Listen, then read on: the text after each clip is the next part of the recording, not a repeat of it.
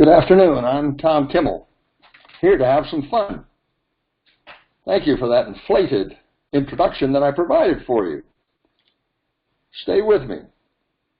I promise you 5 stories about Pearl Harbor that I'm sure you've never heard before, to include Dick Cheney and the Admiral Kimmel matter, Admiral Kimmel's most grievous failure, the man and woman who smashed codes, the astounding story of Admiral Kimmel and the Harris Engineering Company, and my Board for Correction of Naval Records update.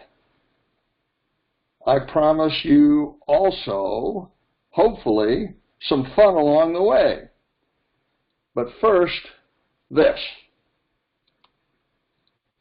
This graphic represents my 3 presentations to Osher, or Christopher Wren, over the years. I love coming to Williamsburg, not only for the fabulous oysters, but for the Christopher Wren Association Speaker Evaluation Program. I find it fun, interesting, and helpful. Accordingly, here are some selected evaluations from the audience of my 2016 lecture. The most critical evaluation was this: the instructor has a problem, much too fixated on his grandfather. Let it go. He was overbearing with that thread. I would not recommend this course.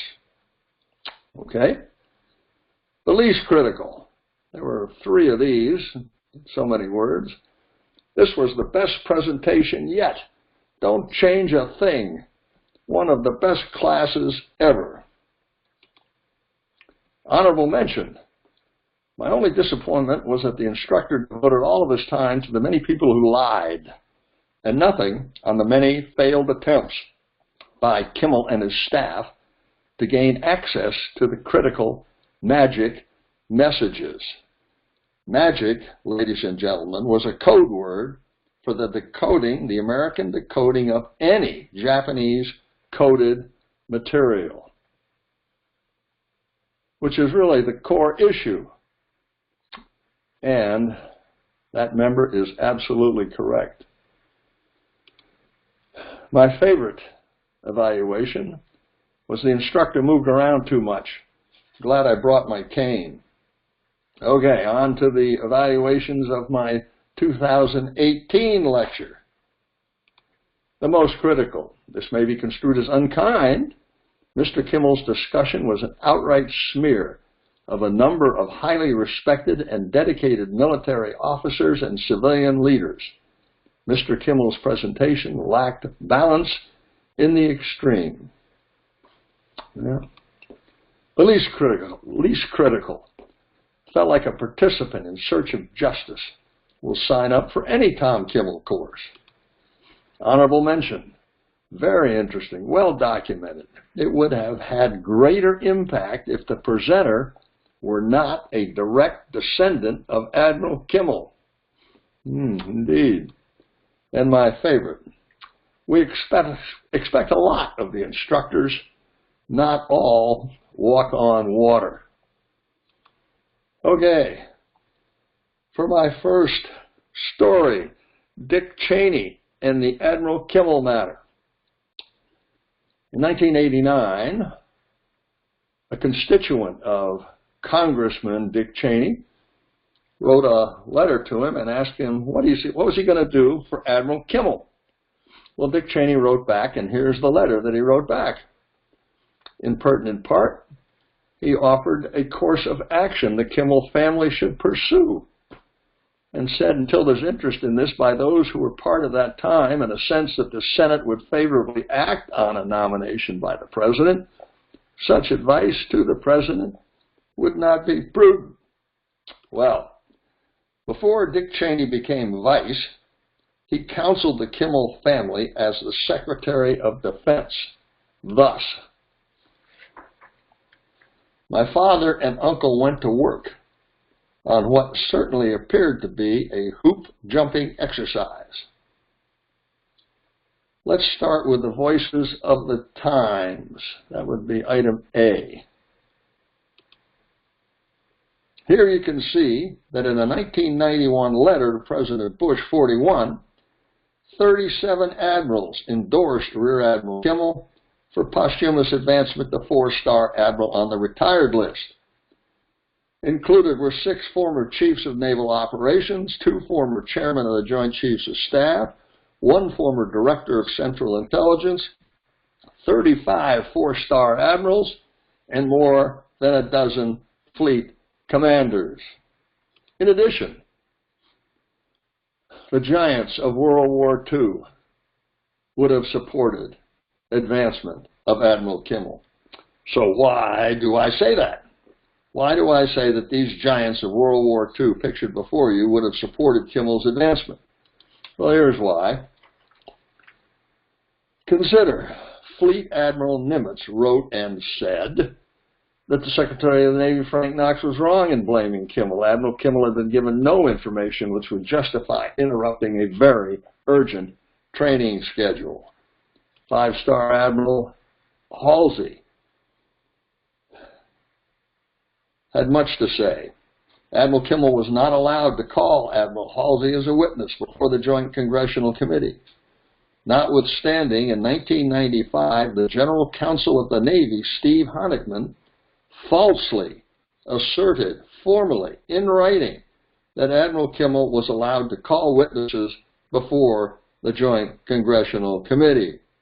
Indeed, if he could, why would he not call all of these men as witnesses? Admiral Halsey, concerning Kimmel's decision to save his 36 available aircraft for future combat. Any admiral worth his stars would have made the same choice. Halsey continued, I'll take my oath that not one of us would have guessed that the blame would fall on Kimmel because not one of us thought he deserved it, any part of it.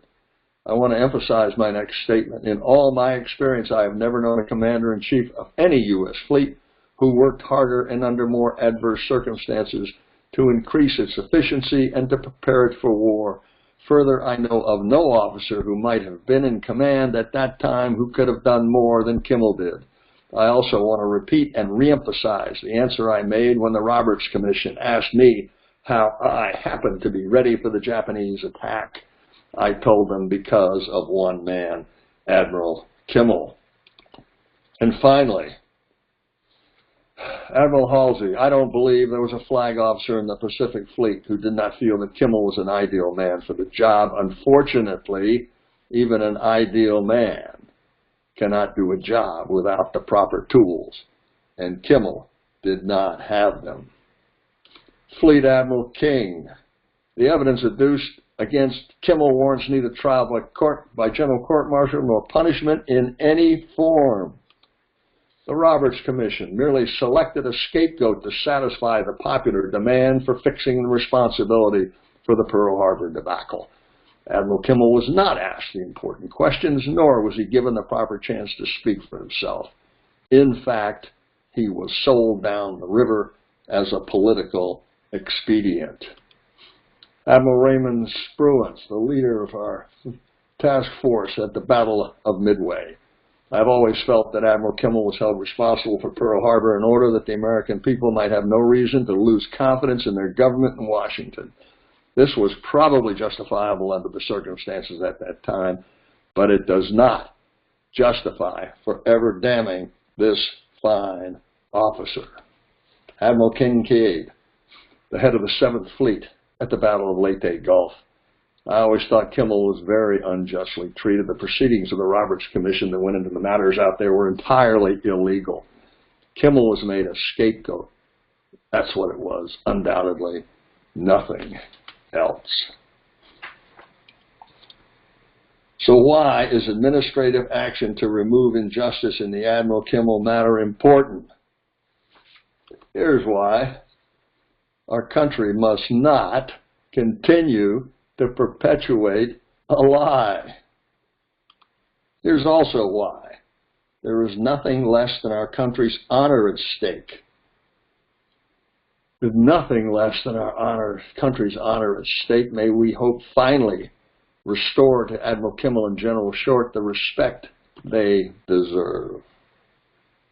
Kimmel and Short were the only otherwise qualified officers who were punitively not allowed to retire at their highest temporary ranks achieved in World War II in accordance with the Officer Personnel Act of 1947. So, why is administrative action to remove injustice in the Admiral Kimmel matter important? Again, here's why. Because of its importance to the Navy as an institution. Secretary of Defense Cheney solicited Admiral Burke to sound out on the matter, and Admiral Burke complied. It is my judgment that you should approve this posthumous promotion, Secretary of Defense Cheney, and recommend it to the President, not because of the importance to the Kimmel family, but because of the importance to the Navy as an institution. After my father and uncle accomplished all of Cheney's make-work suggestions and many more, he wrote, the promotion process would not seem to be the best way to address issues about the place and history of those who are not longer with us. He did not say what was the best way. But he did say a few days after the 9/11 attacks that it would be a tragedy to look for scapegoats. Okay, on to the second story. Admiral Kimmel's most grievous failure. Anybody? What was it? Show of hands. Anybody? What was Admiral Kimmel's most grievous failure? Well, okay. Let's see what the Naval Court of Inquiry had to say about that. Based on finding 13, the Naval Court of Inquiry is of the opinion that the action of the Commander-in-Chief, Pacific Fleet, Admiral Kimmel, in ordering that no routine long-range reconnaissance be undertaken was sound, and that the use of fleet patrol planes for daily long-range all-around reconnaissance was not possible with the inadequate number of fleet planes available, and was not justified in the absence of any information indicating that attack was to be expected in the Hawaiian area within narrow limits of time. They continued, when planes are not available to cover all sectors, the selection of sectors to be omitted is left purely to chance, and under such circumstances the availability of the diversion of all planes from other duties is questionable, unless there be information as to the fact of a hostile approach and of the direction within reasonable limits from which the approach is expected. Ladies and gentlemen, note well please, all of this is based on the Martin-Bellinger Joint Estimate of March 31st, 1941.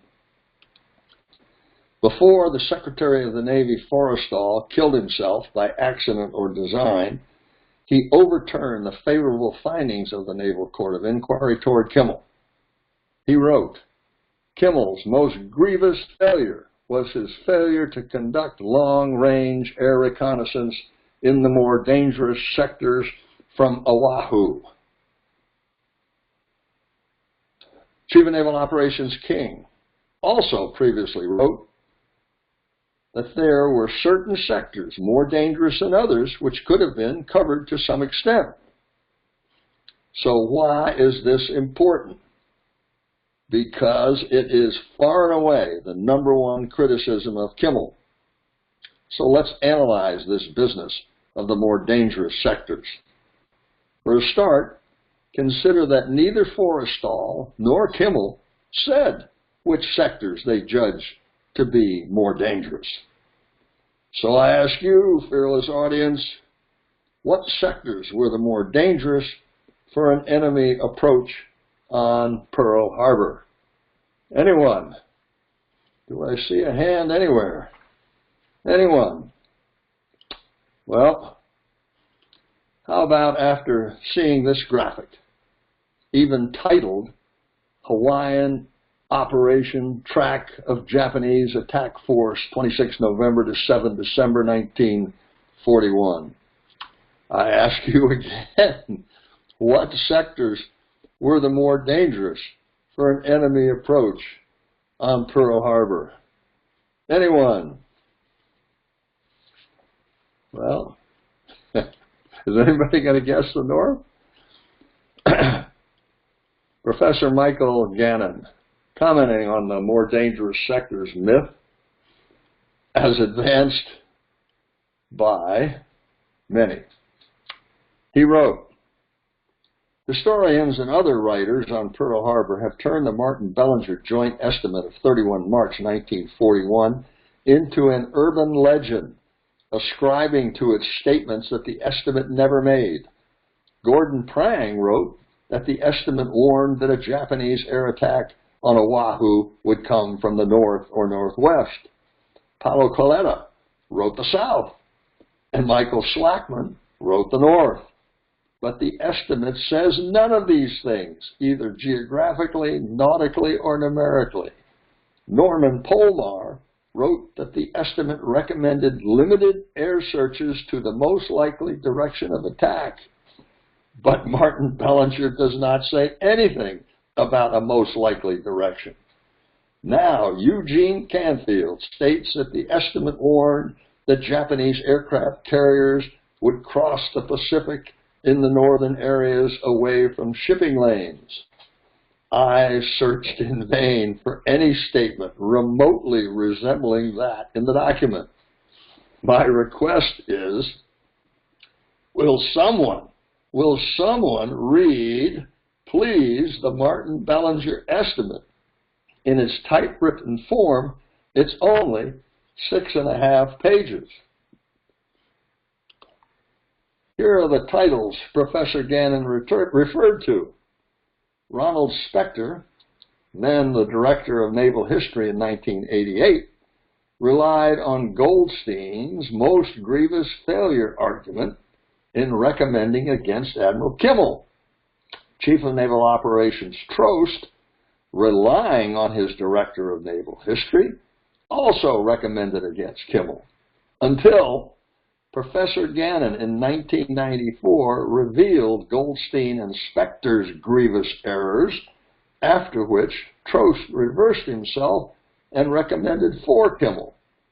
It took 6 years to overcome Spector's error. Here's the story. Well, this seemed to be a devastating criticism of Admiral Kimmel. If he had such a clear warning in front of him that any attack would come from a specific sector, he should have done everything he could to guard that sector. But two things must be said about that. First, Admiral Kimmel believed, and Admiral Chester W. Nimitz, his replacement afterwards, similarly agreed with this, that any search worth its name must be 360 degrees in breadth.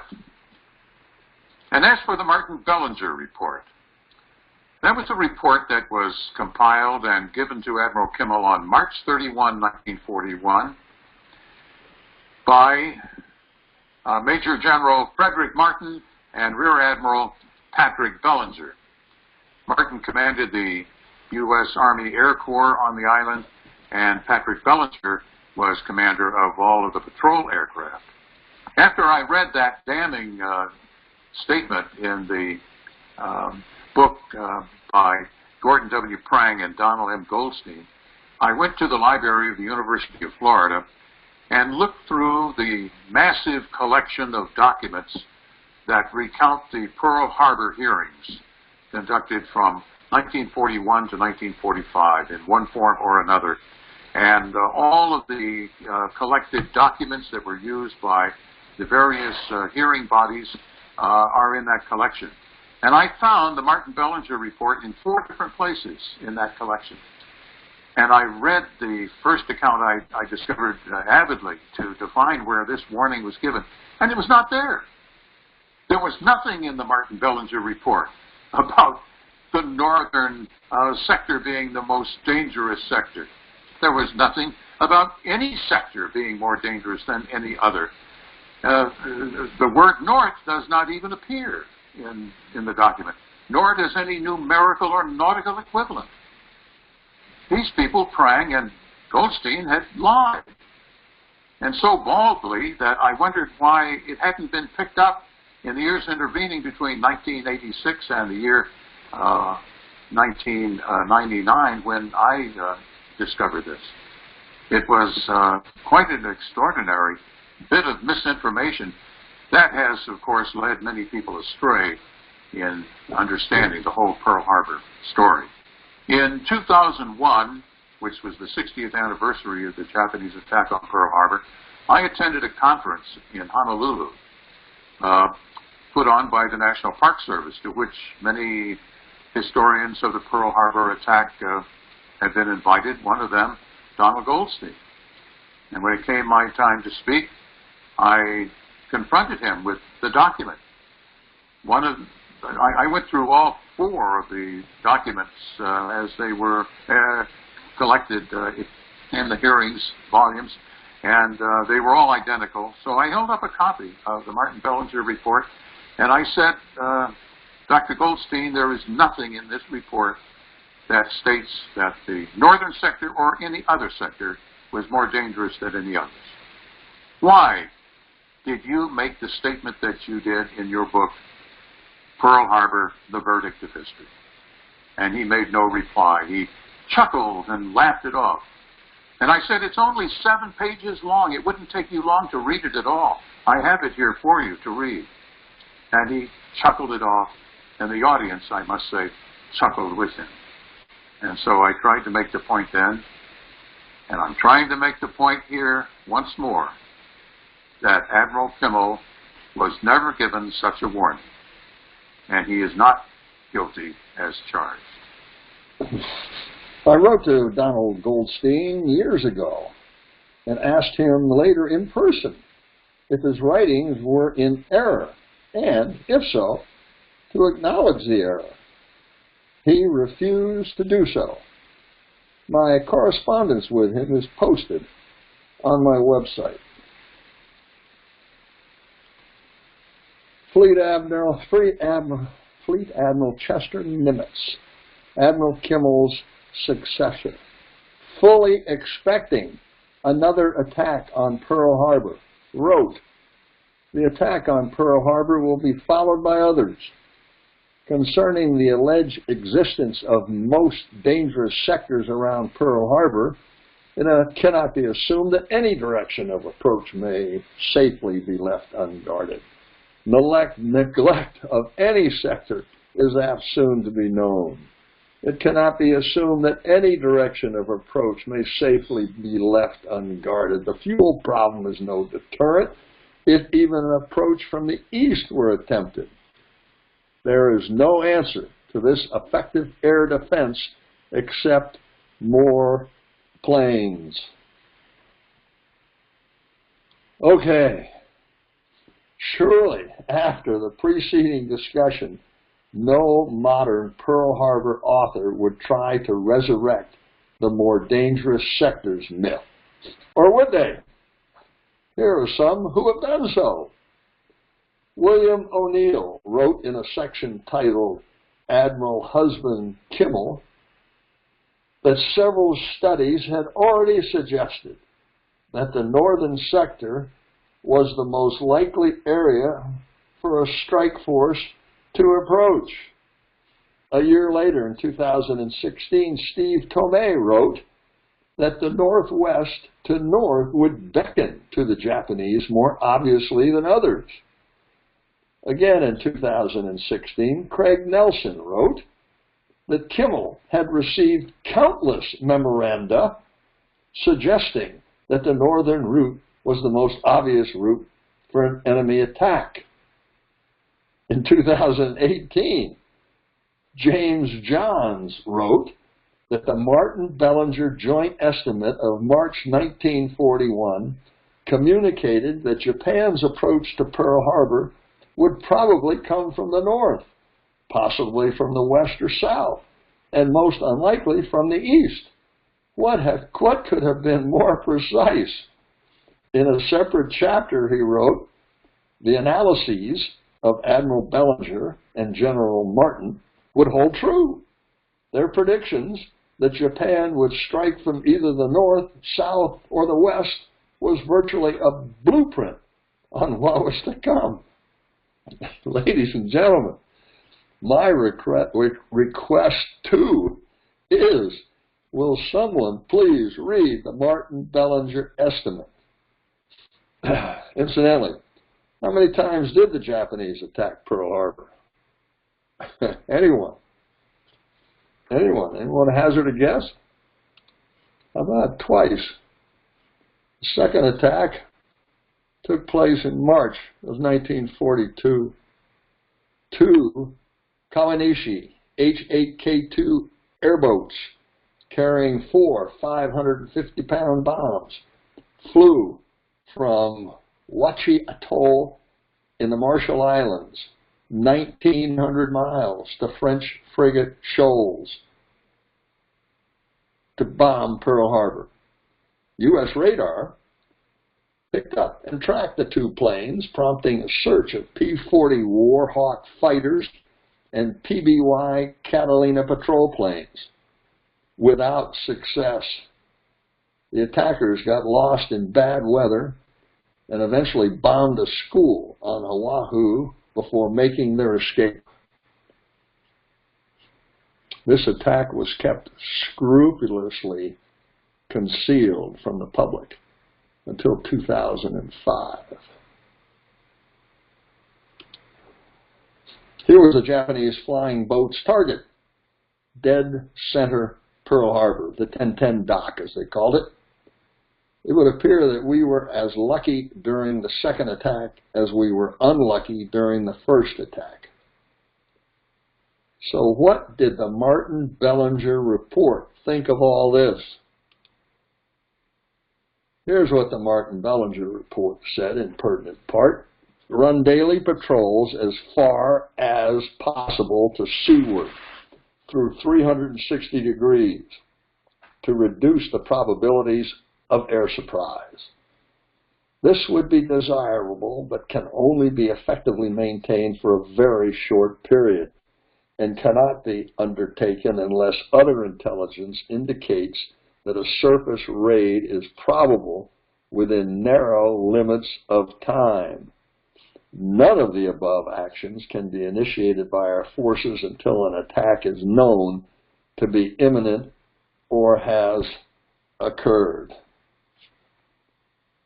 So what did Admiral Bellinger himself think of all this? Here's what.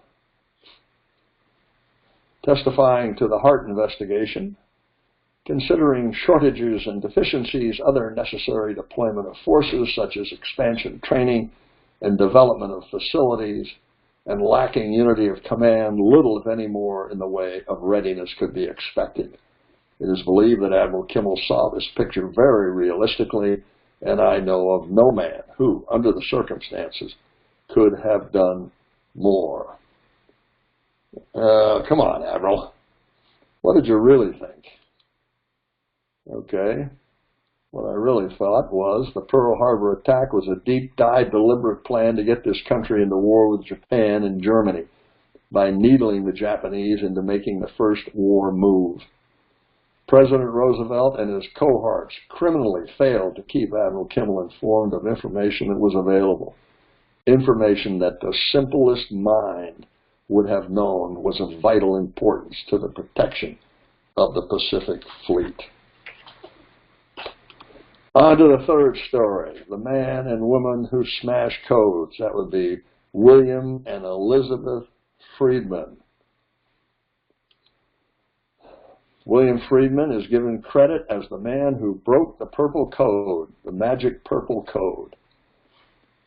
In 1977, Ronald Clark wrote a biography of William Friedman. In 2017, James Fagone wrote a second biography, but it was really a biography of his wife, who was also an extraordinary cryptologist.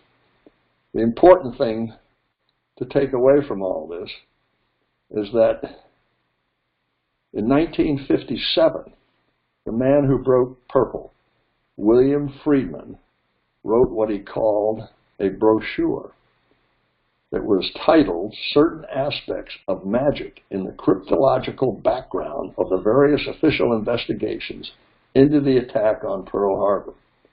He wrote this in 1957, but Ronald Clark did not have access to it.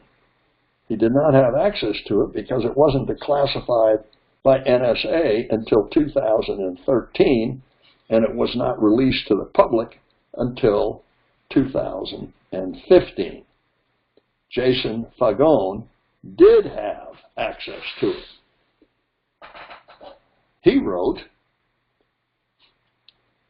Friedman's brochure, as Friedman called it, boiled down to a farcical missteps in the distribution stage of the magic process. Well, it did that, but it said much more than that, including the kernel of the nut, the secret of why the U.S. was taken by surprise at Pearl Harbor. Here are some of the excerpts which I wish Mr. Fagone had included in his book. Senators Ferguson and Brewster, in their minority report, say even if the wind execute message they saw was a false one, they believed it true at the time and should have acted accordingly. A good point, and I think one that should be emphasized. It is too bad it wasn't followed up regardless of any other considerations. The Japanese winds execute message secretly announced Japan's decision to make war on the United States.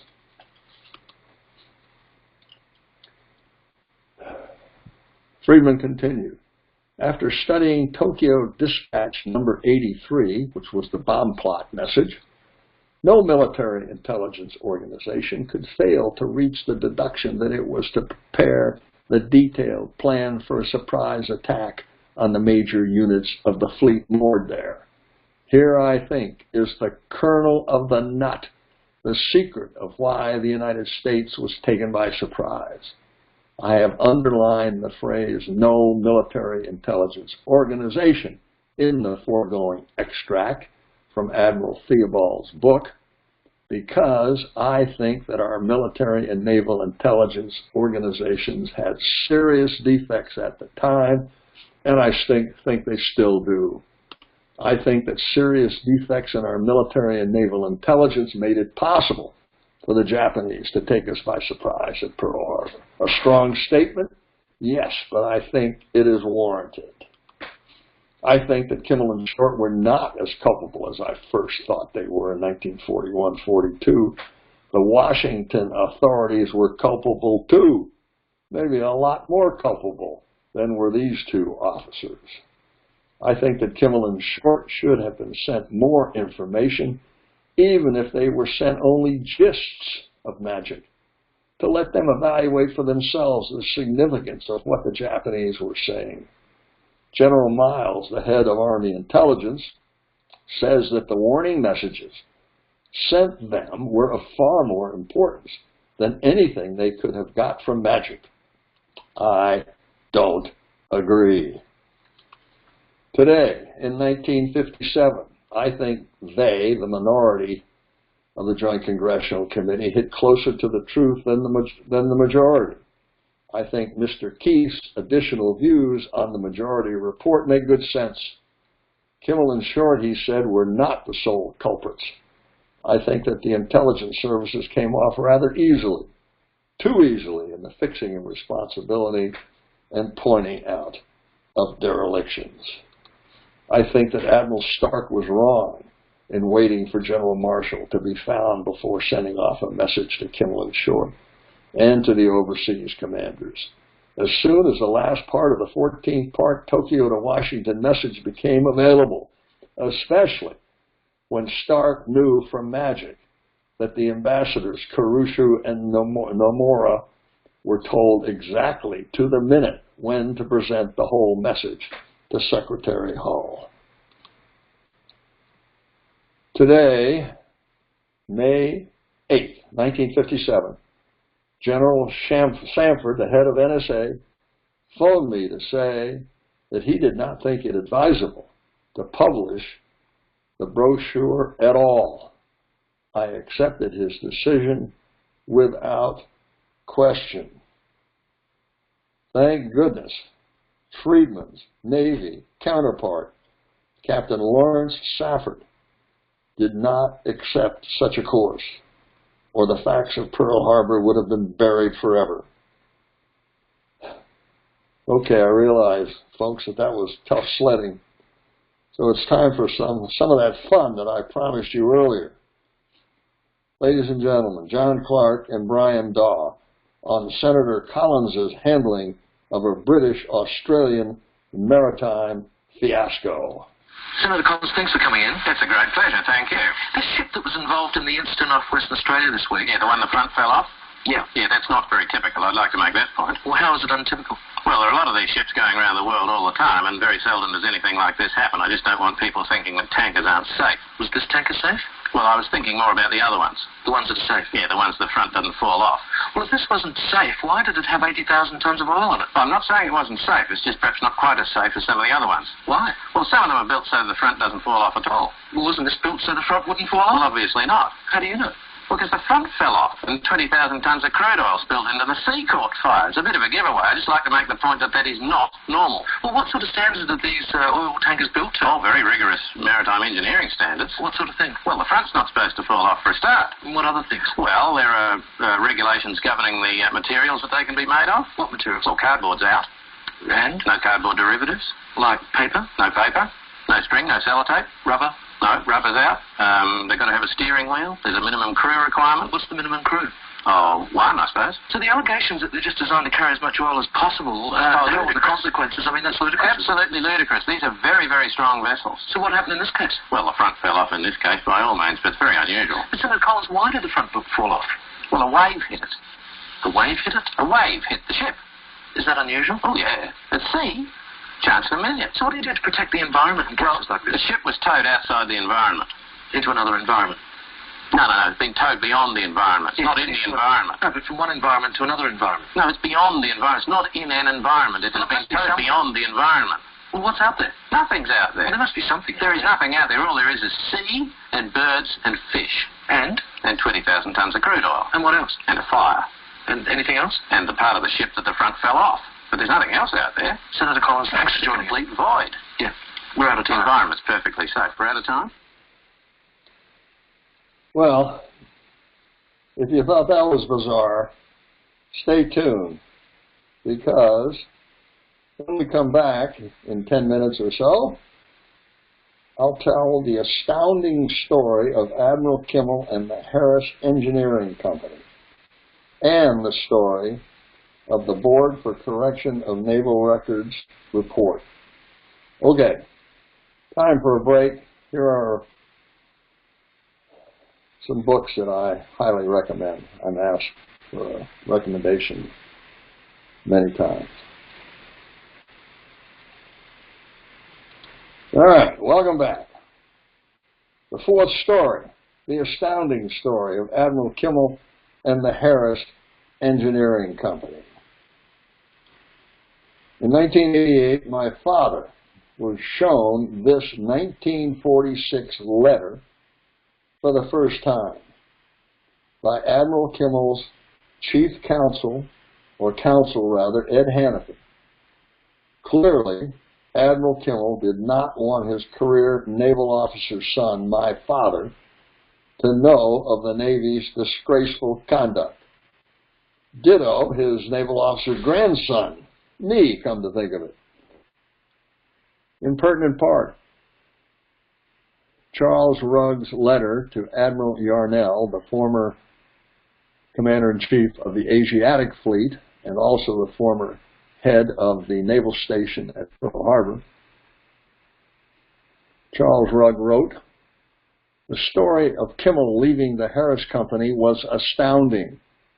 Harris got for his firm the job of rebuilding Guam. He arranged for Kimmel to head the San Francisco office, to be in charge of it. Word came from the Navy Department that if Kimmel had anything to do with the project, the contracts with Harris would be canceled, also intimating that they did not want Kimmel to stay with the Harris firm anymore.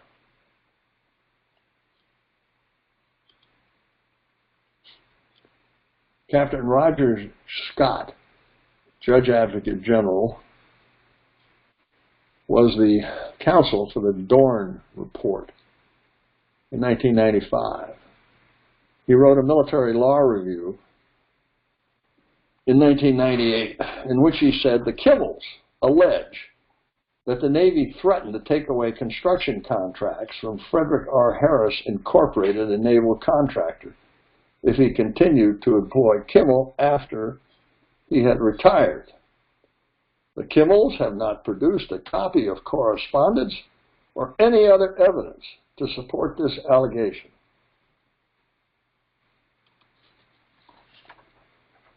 Captain Kimmel's note to his 4 children, May 2nd, 1988.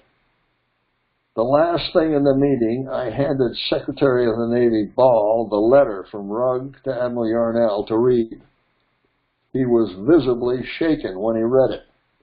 I told him that my father never told me about this, and I had only known about it a few weeks. I added that I thought it disgraceful and that I never thought that the Navy would do such a thing. My dad wrote a letter to Ned Beach in 1990 in which he said, Captain Beach, I did not see this letter until 1988, and I am sure my father deliberately did not show it to me. This is the most outrageous action by the Navy I have ever heard of, particularly in view of the opinion of the Naval Court of Inquiry that Admiral Kimmel's actions were reasonable based on the information available to him at the time. I informed Admiral Harris I wished to submit my resignation as I had decided to go to Washington and fight, and I did not want to embarrass him or his firm. He strongly advised me not to take this course, for if I did, they would destroy me. He stated, I have always advised you thus for your own interest. My reply was, this is a chance I will have to take, but I have to live with myself and my mind is made up. Admiral Harris refused to accept my resignation and kept me on the payroll throughout the investigations and assisted me in every way he could.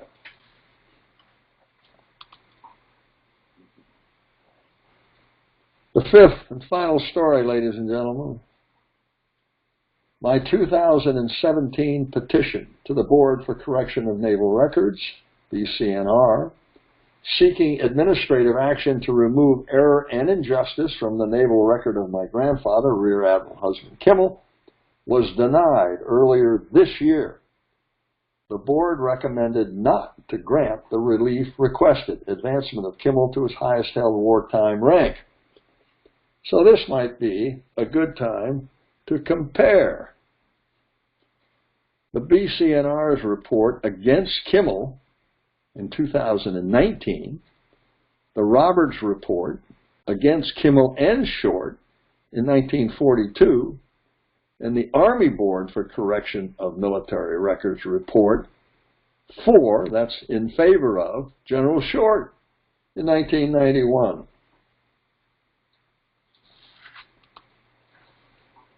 The injustice to Admiral Kimmel began immediately after the attack by the Roberts Commission. Chairman Roberts' errors cannot be overstated. His conclusion that Kimmel and Short were solely responsible for the success of the Pearl Harbor attack and derelict in their duty, and that their far more culpable superiors fulfilled their obligations, is explicable only as a mission with a predetermined outcome. Moreover, had Justice Roberts properly and ethically discharged his duties as the investigator, there would have been no need to suppress exculpable evidence, no need to take unsworn testimony, no need to distort the truth, no need to deprive the public of essential knowledge, no need to jettison the honor of Admiral Kimmel in the name of military necessity, no need to perpetuate a lie, and no need to petition the Board for Correction of Naval Records for administrative action to remove injustice in the Admiral Kimmel matter. Kimmel's predecessor's comments are on point. Admiral J.O. Richardson, I cannot conceive of any honorable man being able to recall his service as a member of the Roberts Commission without great regret and the deepest feeling of shame.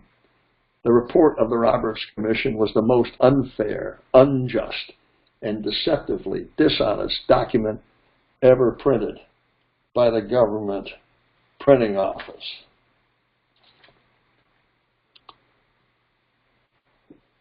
Here's a partial list of what the Board for Correction of Naval Records knew in 2018 that the Roberts Commission did not know in 1942. First, members of the Washington High Command, Marshal Stark, Grow, Turner, Miles, and Wilkinson, provided false testimony and false evidence irreparably prejudicial to Kimmel.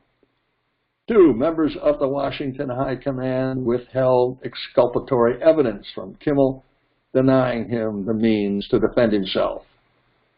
3, members of the Washington High Command told the Roberts Commission that Kimmel had the same information in Hawaii as they had in Washington, D.C., a blatant untruth. 4, immediately after the Roberts Commission, members of the Washington High Command manipulated Kimmel into retirement against his will and schemed to preclude any further investigation of Pearl Harbor. 5, the Washington High Command discussed magic freely with the Roberts Commission in 1941 when an impression could be left that Kimmel had magic. But in 1944, when that was no longer possible, the Washington High Command declared that magic could not be discussed with the Naval Court of Inquiry or the Army Pearl Harbor Board. 6, Chairman Roberts lied to the Joint Congressional Committee in 1946. 7, the Chief of Staff, General Marshall, perjured himself before the Army Pearl Harbor Board and ordered subordinates to do so as well. 8, the Chief of Naval Operations, Admiral Stark, perjured himself before the Naval Court of Inquiry and destroyed evidence. 9, the Naval Court of Inquiry vindicated Kimmel in 1944, but the Navy Department refused to reveal this fact for over a year, thus denying Kimmel the public justice that the Navy's own system accorded him. 10, 32 years ago, the Board for Correction of Naval Records erroneously refused to hear the Kimmel matter, thus denying an early opportunity to remove injustice for Kimmel. And 11, 28 years ago, the Army Board for Correction of Military Records recommended removal of injustice for General Short. Knowing all of the proceedings, how can BCNR's report be anything but more unjust, more unfair, more shameful than that of the Roberts report? Anyone who cannot find injustice in the Admiral Kimmel matter does not want to find injustice in the Admiral Kimmel matter, or is on a mission with a predetermined outcome. Chairman Roberts was a United States Supreme Court Associate Justice and a former prosecutor, so it's reasonable to assume he was not incompetent. That leaves predetermined outcome as a possibility. Because the members of the Board for Correction of Naval Records panel are little known to me, I can make no judgment as to their competence. So I'll look at predetermined outcome as a possibility.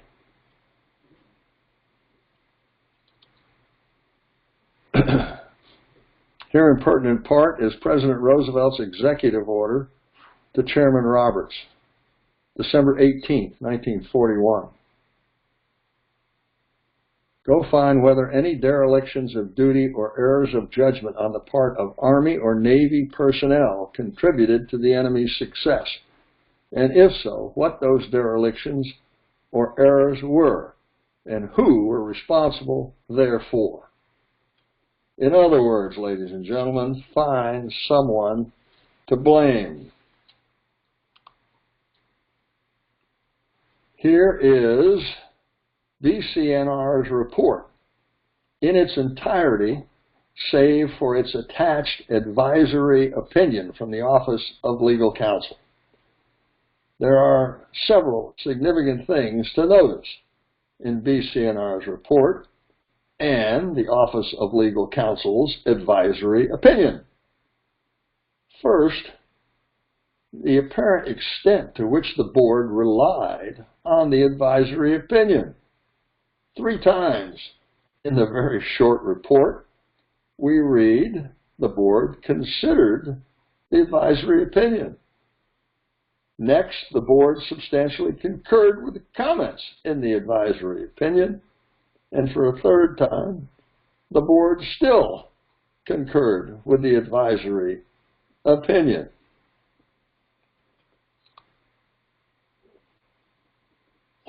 Second,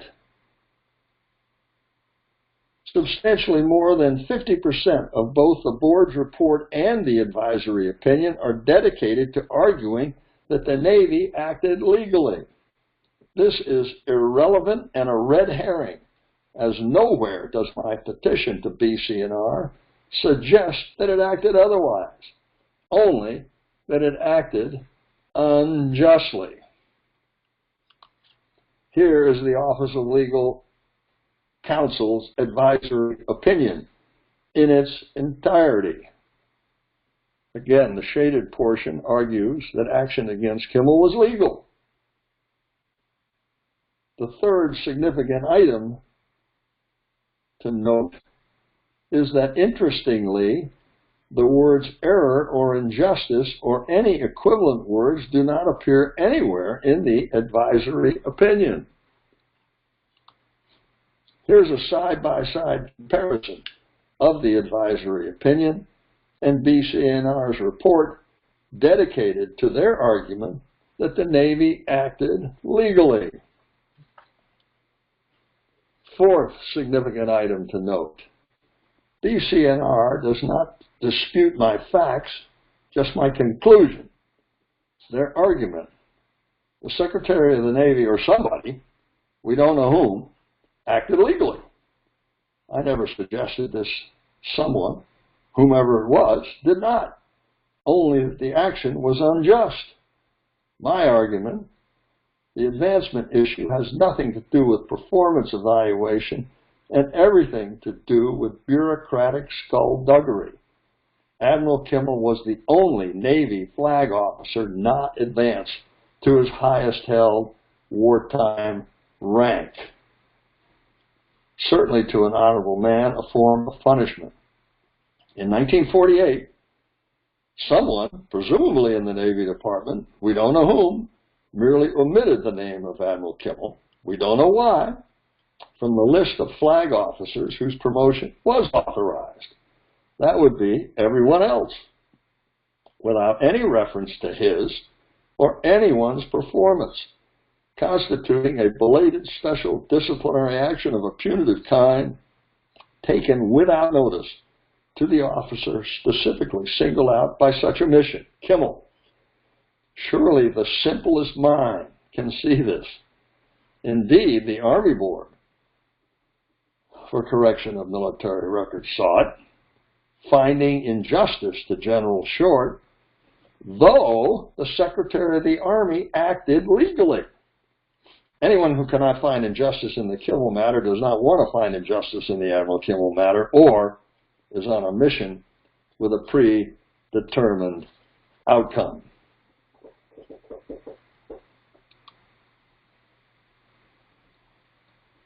The Army Board's recommendation is absurdly inconsistent with that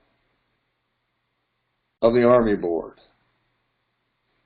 Let me make sure I said that properly. The Navy Board's recommendation is absurdly inconsistent with that of the Army Board.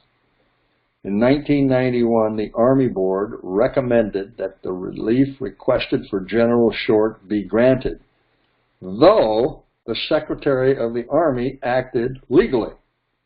In 2018, the Navy Board recommended that the relief requested for Admiral Kimmel not be granted because the Secretary of the Navy acted legally.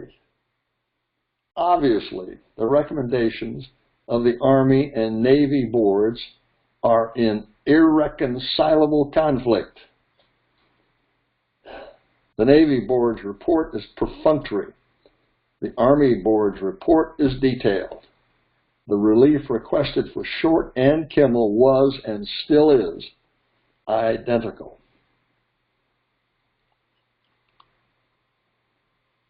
Apparently, as this graphic suggests, no performance review of anyone was conducted by the Army or the Navy when compiling authorization lists, which, incidentally, have never been produced.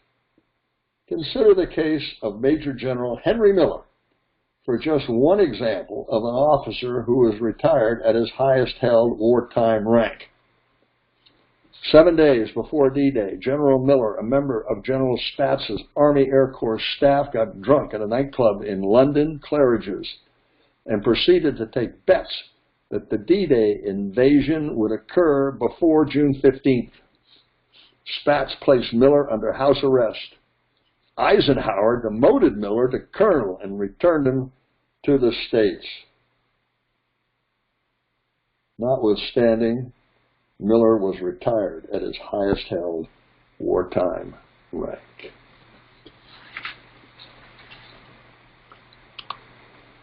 The proceeding notwithstanding, consider this. The advisory opinion asks, why was Rear Admiral Kimmel not recommended for retirement as Admiral?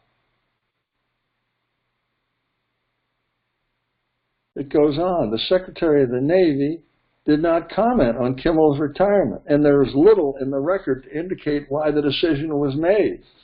More accurately, ladies and gentlemen, I would venture to say there's nothing in the record to indicate why that decision was made. The advisory opinion speculated,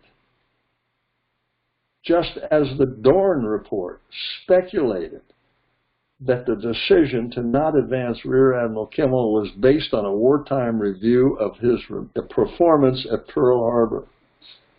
The Board for Correction of Naval Records wisely chose not to speculate in its report.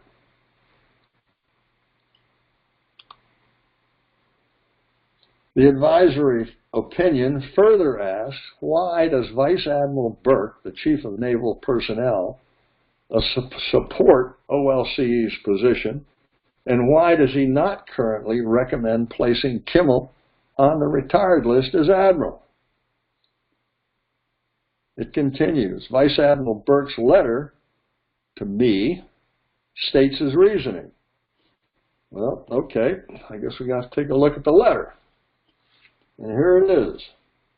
In pertinent part, the Chief of Naval Personnel told me the determination related to Kimmel was made by officials who were closer to the events in time.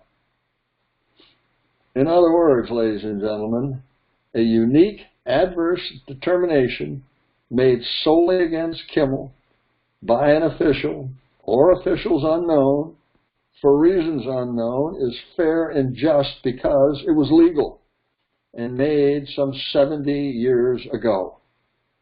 Can there be a better way to perpetuate an injustice than to claim the injustice cannot be overturned because it occurred earlier in time? Has there ever been a more specious argument?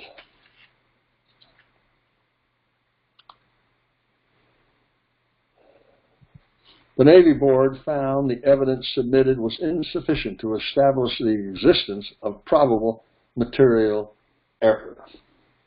The only BCNR error I asserted in my petition was that BCNR erroneously and inappropriately refused to hear my father and uncle's BCNR petition in 1987. BCNR effectively admitted this error by hearing the matter in 2017, but they dismissed it as procedural error, not material error, which is, of course, true. It's also misleading, because had BCNR heard the matter in 1987, as they effectively admitted they should have, they would have had to deal with my father, a career naval officer, my uncle, a Harvard lawyer, and Admiral Kimmel's counsel, another Harvard lawyer, who convinced the Naval Court of Inquiry to vindicate Admiral Kimmel. By erroneously delaying the matter for 30 years, BCNR only had to deal with me. The board handled my repeated request for a personal appearance thus. Regarding your request for a personal appearance, the board determined that a personal appearance with or without counsel will not materially add to their understanding of the issues involved. Therefore, the board determined that a personal appearance was not necessary.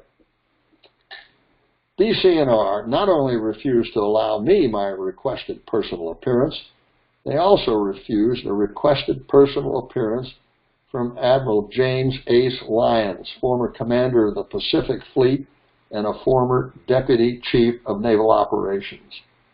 Tellingly, they did not seek the advice of the Director of Naval History, nor did they mention in their report dozens of advocacy letters and quotations submitted in support of the relief requested.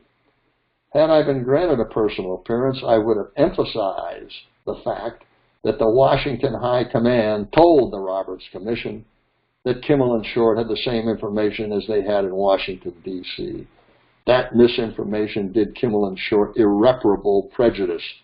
The Washington High Command, as officers and decent human beings, knowing full well what they had done, had an obligation to immediately rectify the prejudice to Kimmel and Short from such deplorable misinformation. They did not do so. That alone should be enough to establish injustice and compel the relief sought. BCNR and the advisory opinion are both silent on that point, and several others that I would have mentioned given the chance. Indeed, BCNR does not even mention the Naval Court of Inquiry's vindication of Kimmel. How is that possible? I received this letter from the Deputy Director of BCNR in February of this year. Mr. Kimmel, I've attached a copy of the final decision regarding the petition you filed on your grandfather. I understand that this may not be the decision you had been hoping for, but I hope this provides some closure for you and your family. I wish the Kimmel family well. Closure? Bradley, did you say closure? Ladies and gentlemen, John Blutarski, my role model for public speaking, especially about closure. Over? Did you say over? Nothing is over until we decide it is. Was it over when the Germans bombed Pearl Harbor? Hell no! Forget it, he's rolling. It ain't over now. Because when the going gets tough,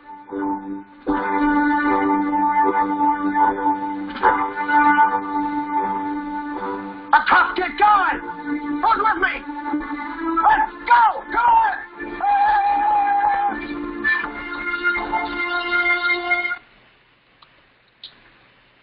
In March of this year, I received this marvelous endorsement for advancement of Admiral Kimmel and General Short on the retired list from the Sons and Daughters of Pearl Harbor Survivors, Incorporated.